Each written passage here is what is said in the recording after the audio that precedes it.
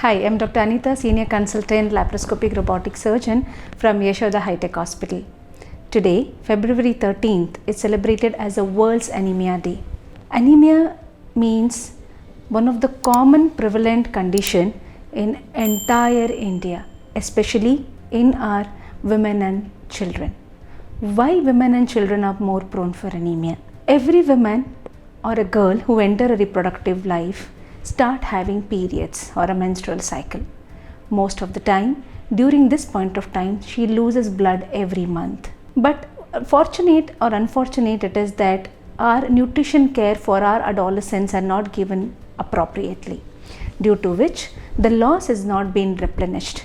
So most of our girls, young adolescent girls and children, because of nutrition deficiency or excess of heavy bleeding during periods, they become anemic. And in the same process it continues, wherein they become adolescent, they go into reproductive age and they become mothers, expecting mothers, and deliver. Even during this period of time, they never get their anemia corrected.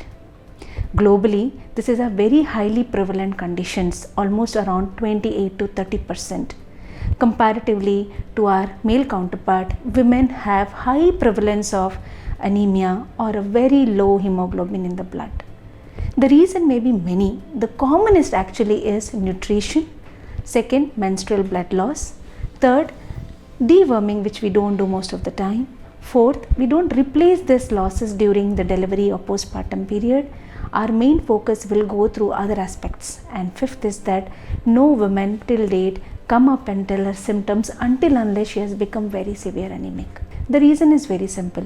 The attention and nutrition support given to our mothers in our society is not much focused. Hence, our government of India, Telangana government are really focusing on providing good nutritional support to our adolescents and girls, expecting mothers, and following them to give iron calcium supplementation during the pregnancy, and also giving a lot of educational nutritional care to our women and adolescent groups. Today, all of us, let us join hands and come together and pledge to help each others. Most of the time, how do they present? They commonly come with, they don't come with any symptoms at all. The reason is that by the time they come with the symptoms, most of the time they would have dropped the hemoglobin to less than 8 grams, where they usually come with severe generalized weakness.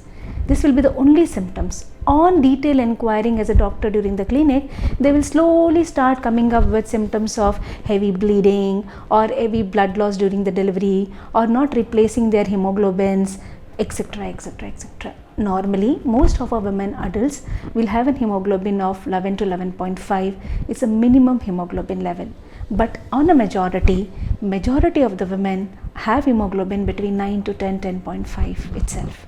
That itself alerts us that the moment our hemoglobin drops, we become so weak, our general performance, our strength will come down.